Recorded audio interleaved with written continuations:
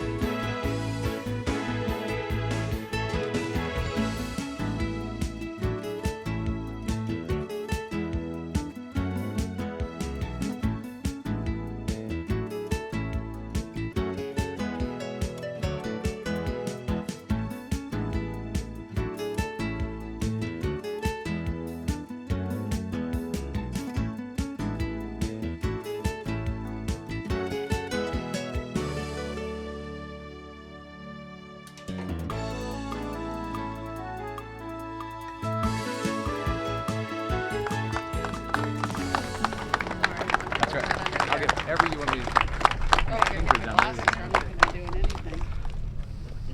Well, good morning and welcome to Port Manatee's, Florida's premier port.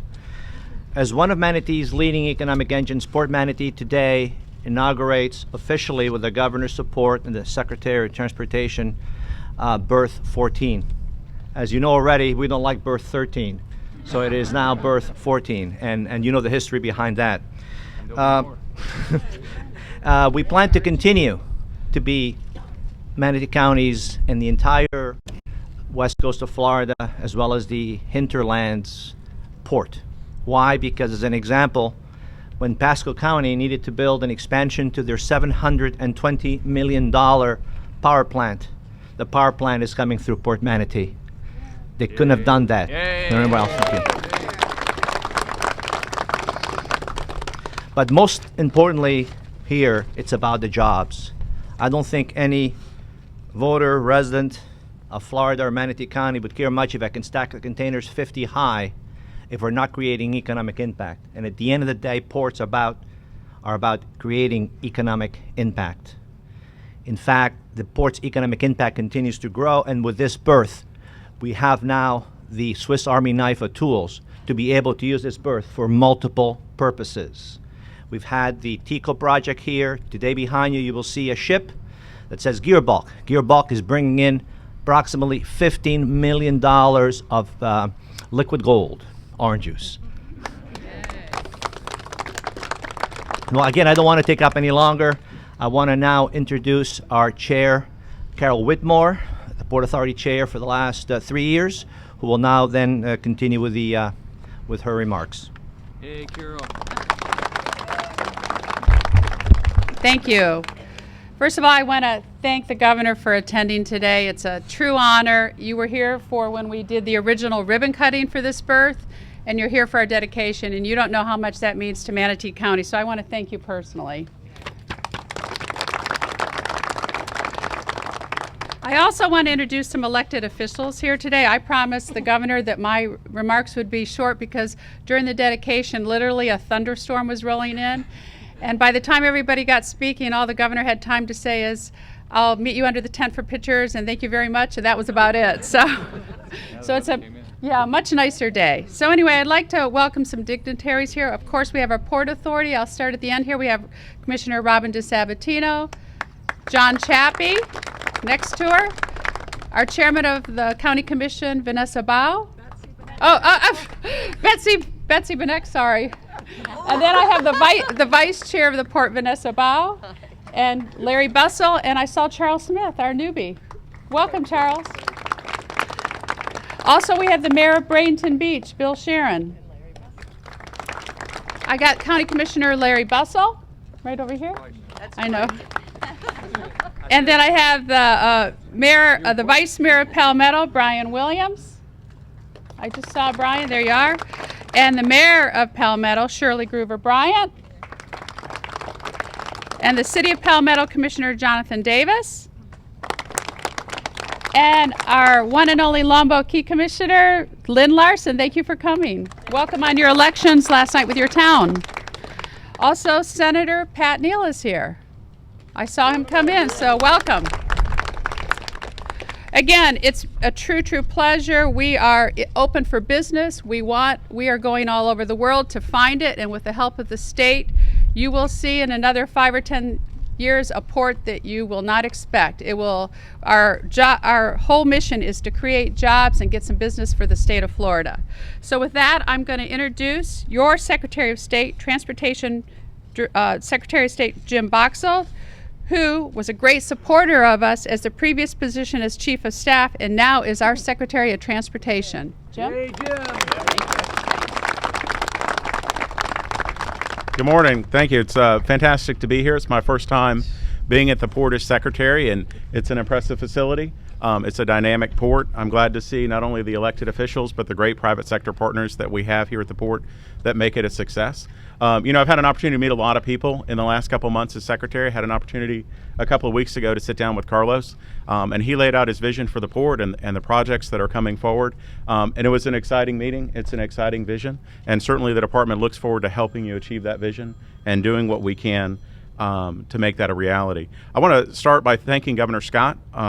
As many of you know, the governor's focused on jobs, and he recognizes that a quality transportation infrastructure is the foundation for job growth and economic development. When I became secretary 2 months ago, our current budget, thanks to the governor's leadership, is $10 billion. And I thought, what a great time to be secretary with those kind of resources. Yeah. Better than first year. Well, and then about a month later, the governor announced his budget recommendation for next year, which was another $10 billion, which is an even better time to be secretary. There's a lot we can do with those resources. Over the governor's 2 terms, the department will invest $1 billion in our ports. And that's an easy number to sort of get lost. We throw big numbers around. But if you think about the berth that we're talking about, the state investment was about $3 million.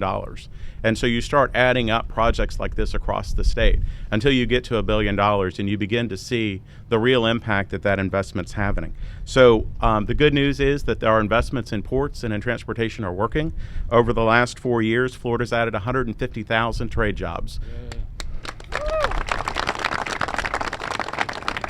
Which is quite an accomplishment. And with that, it's my pleasure to introduce the man responsible for it, Governor Rick Scott.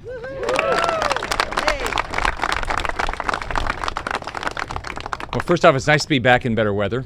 So, last time when we were here, you could see the weather coming in, and one individual spoke a long time, and that person's not here today, so it's okay that I bring up that story. So when I got up there, I said, let's just go take the picture by the shovels because this is not going to last. And as soon as we got in the car, the weather I think it started pouring down rain. But it was a important start to an important project. But let me just recognize some individuals. You have a great executive director of the port. Carlos does a great job. If you look at the growth here in Port Manatee, you've got to have great leadership. And first off, congratulations, Carlos, for what you're doing. The Port Manatee Authority Chair, Carol Whitmore. I've known Carol for a long time, and she's always been a person that's been wonderful to work with and tries to get things done. So thank you very much for all you do. So I've gotten to work with, where'd Jim go? I've gotten to work with Jim for a few years, and let me tell you, he's an individual that's going to get things done. He knows the importance of ports. He knows the importance of transportation. If we're going to continue to grow our states, we've got to invest in transportation. One thing I'll suggest to you is if you like investments in ports, we're going through the budget right now. Your legislature's in session, so just make sure that the governor's recommended budget of around $10 billion for ports or for transportation continues if you like to continue to have these investments. I want to recognize Air Products General Manager Sandy McLaughlin. I want to thank everybody that builds jobs in Florida, especially right here at the port. It's 150 jobs, I think it is. I want to recognize Sharon Hillstrom. We have great economic development teams around the state. You have a great one here, and we wouldn't have the growth we've had if it wasn't for individuals like Sharon. So congratulations on your success. So 4 years ago when I got elected, the state had lost 832,000 jobs in 4 years. This unemployment rate had gone from 3.5 to 11.1%. Housing prices had almost dropped in half. And so what we had to do, we had to figure out a way to turn our economy around. So we started investing bigger dollars in tourism, and we've gone from 82 million tourists to this last year, 97 million tourists. Every 85 tourists is another Florida job. On top of that, you could see a significant opportunity in our state that we had not taken advantage of, and that was our ports. 15 seaports. With the expansion of the Panama Canal, you could see that we had this significant opportunity. But we had to make investments, and they're large investments. So we've invested now in the last 4 years $800 million in our ports. So it's very significant to job growth. As Jim said, over our 8 years in office, we'll invest over $1 billion, and that's going to create more and more jobs. We've already added 150,000 trade jobs. The state's already added 728,000 jobs in 4 years, and we're now on a roll. And if we stay the course and we continue to make investments in tourism, in our ports, in our infrastructure, keep our taxes low, do all these things, we're going to see a lot more jobs in our state and a lot more people move into our state. This port has a $2.3 billion annual economic impact in this area, 24,000 jobs, direct and indirect. That's a lot of families. I grew up in a family that struggled for work. So when you see 24,000 people that have jobs because of the investment in Port Manatee, that's very, very significant. So I want to thank everybody for all their focus on Port Manatee. You had a significant increase in the amount of shipping out in this port last year. I think it was the highest increase of any port in Florida, and we've got a lot of great ports. But today, what's exciting is better weather. So we have more people here, but the completion of Berth 14 and the fact that the state invested $3.3 million and there's significant local investment, and what's going to happen is more and more and more jobs. It's going to mean we're going to have more trade jobs, more jobs for families in the Port Manatee area, but also we're seeing jobs around the state. So congratulations to everybody involved in making sure Berth 14 happened.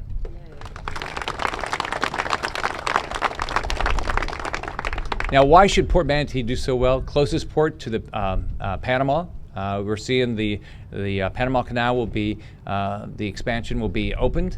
The dredge will be done there soon. Our port in Miami will be dredged to 50 feet. Some other ports of Manatee are looking to increase the depth, and as we do that, we're going to get more and more jobs around the state. But again, I just want to finish by also thanking companies like Air Products. It wouldn't make sense to invest in Port Manatee and other ports around the state if it wasn't for great companies like Air Products that are adding jobs. So it's great to be here. Berth 14 is completed. I'm sure there'll be more things to get done. I'm sure that Port Manatee, like all of our ports, has more things we want to get done. What I want to do next is let everybody in California know all the shipping problems out there, all those jobs are going to move to Florida. So I'm sure the governor out there would like that. Thank you. Thank you, Governor. Right now, we want to introduce again Sandy McLaughlin, that the governor mentioned. He's the general manager for Air Products, based in Allentown, Pennsylvania. But we're preparing a house for him nearby the port, so he doesn't have to travel so much. Yeah, we will. Yay, Sandy. Thanks for the introduction, Carlos, and thank you, Governor. It's a pleasure to be here again with you today. So good morning, everyone. It really is a pleasure to be here. I'm part of the dedication of this berth. It's really a berth that's of vital importance to Air Products and our new LNG heat exchanger manufacturing facility here in Manatee County. We're located just outside the port, as many of you know, just on the other side of US Highway 41 there. And on behalf of Air Products, I'd like to congratulate the port and all of those involved with the successful completion of the Berth 14 project. When Air Products dedicated our own manufacturing facility just a little more than a year ago, we talked about why we located here and really the importance of this port and its capabilities. This new berth certainly enhances the ability for us to ship our large LNG heat exchangers to destinations around the globe. I'm proud to say that no one builds heat exchangers, coil wound heat exchangers as large as we do at Air Products. the largest LNG plants in the world, all use our technology. And to date, we've shipped over 100 LNG heat exchangers to facilities in 15 countries. Thank you. Our new Port Manatee facility and here at Berth 14 will allow us to maintain that leadership position. It remains to be seen just how big and how large we can actually make these heat exchangers in the future, but we're confident that with our new location and with no shipping constraints, that we can build and ship one at any size to meet whatever the market needs. There continues to be an increased demand in the market for our proprietary liquefied natural gas heat exchangers. And as I've said, these are really large pieces of equipment.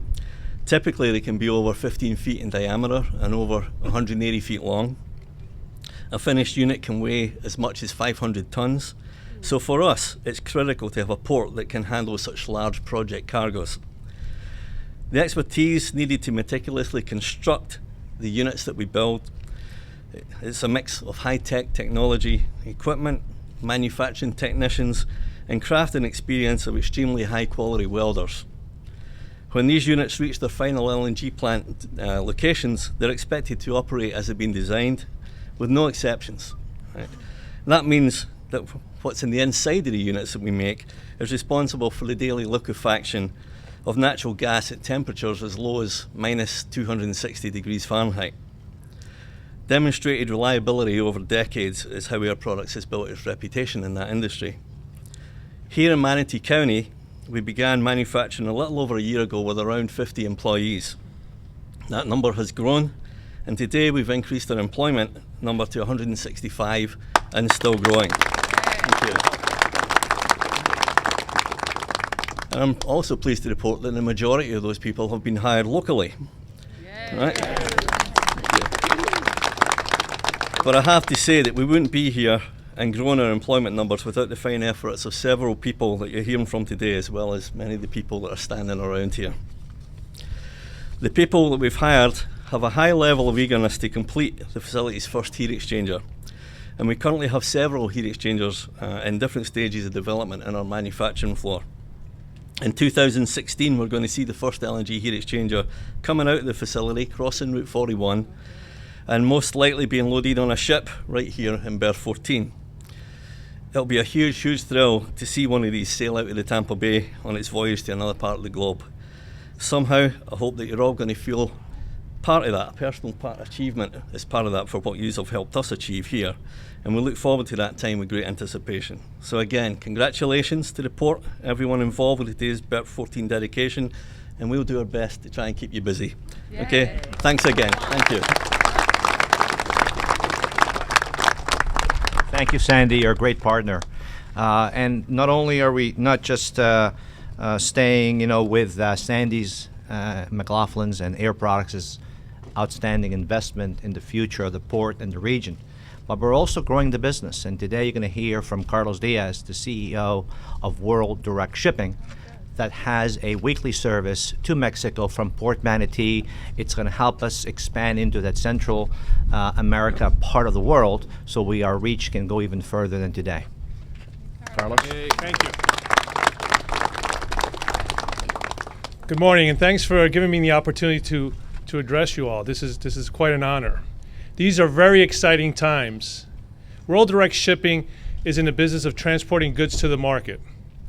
And our vision, which let me just back up a little bit. We just started up in November with this service, but our vision, we got a very large vision, and we want to create a new gateway between Mexico and the U.S., a new gateway and a new opportunities, not only in Mexico, but here in Florida, creating an established link where we could be the highway between two markets, connecting two different communities, creating more jobs in Central Florida, and also creating jobs over there on the Mexico side.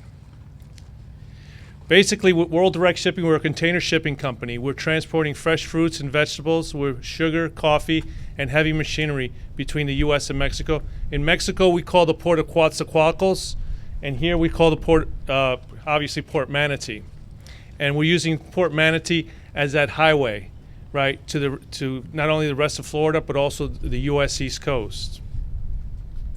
As far as, you always hear that slogan that it takes it takes a village to raise a child. In our case, it takes a whole community to raise World Direct Shipping. And I want to give a lot of thanks to our great supporters, our great vendors. First of all, to Port Manatee, to Carlos Bucaras and Maddie Apici. In this process of growing, we've needed a lot of guidance, a lot of direction, a lot of scolding, and also to our great partners, FMT, who actually make this exciting. Between the both of us, it's a great mix of a lot of excitements on certain days, but it's all in good fun. But we're also there's quite a bit of vendors that when a container ship comes in, it just doesn't just sit there. There's a lot of handling. There's truckers that we use that have to be loyal to us. There's the people that are stripping the container. There's technicians. There's also the tug that brings us in and out.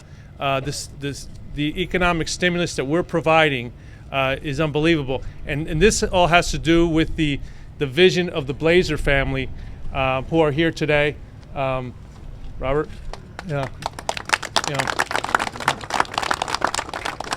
who have seen Port Manatee as a great opportunity for them to open up this vision for everybody. I'd like to thank you for the opportunity, and we look forward to growing.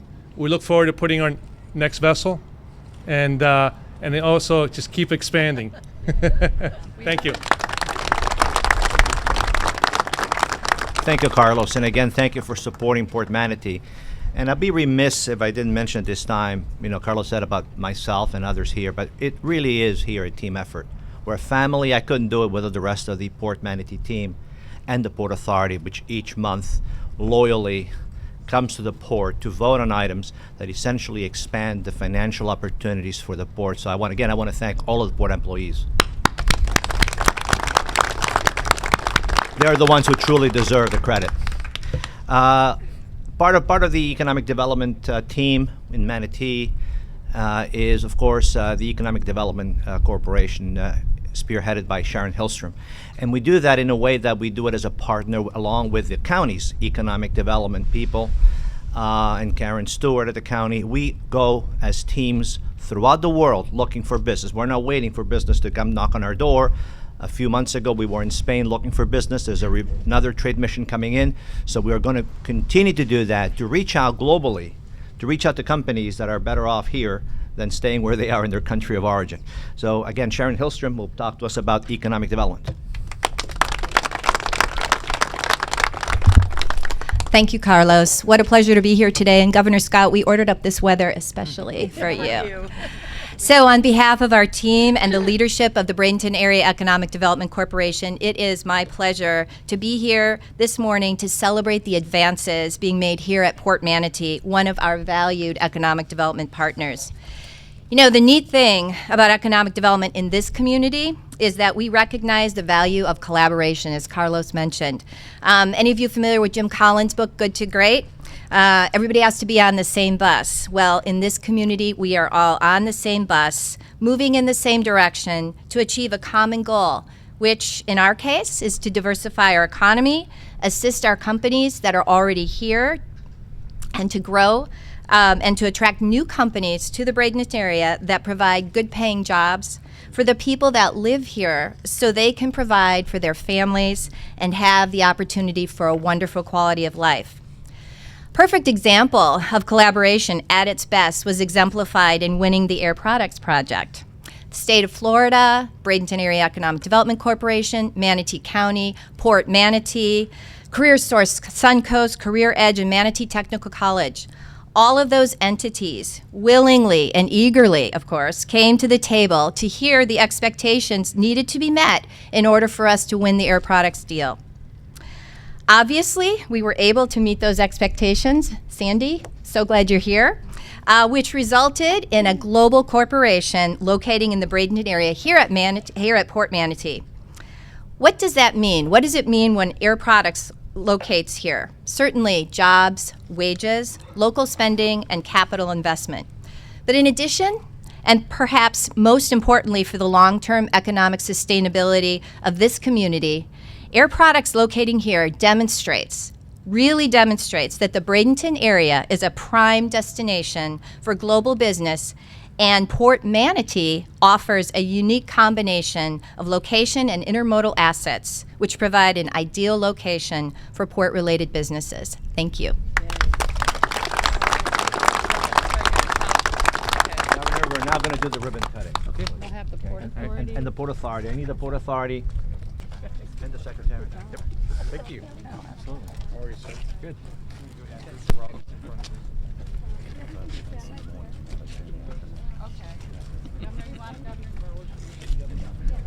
Yeah, it's just buzzing enough right now. Port Authority and then the elected officials.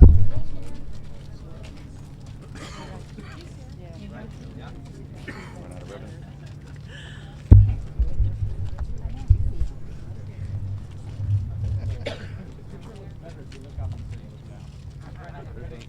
Right there. So let's take a picture first.